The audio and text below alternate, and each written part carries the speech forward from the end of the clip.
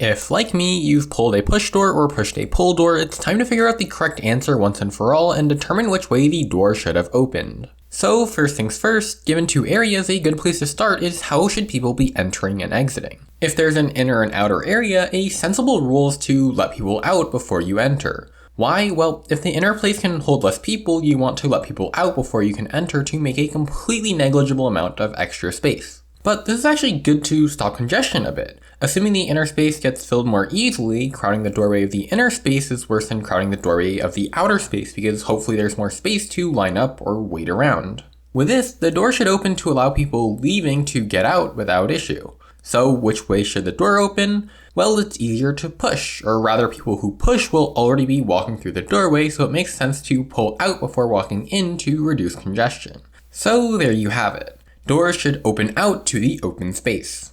Except, that's not the entire story. A lot of times, classroom doors, offices, or rooms will open inward. And a good reason for that is that you don't want to be walking down a hallway when all of a sudden a door swings out to hit you in the face. It doesn't make sense to have lots of doors open out in a narrower hallway. So maybe be an exception to the rule.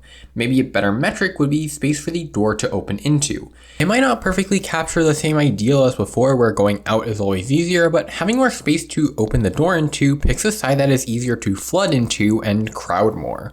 So there you have it, a better answer. Doors should open out to the open space.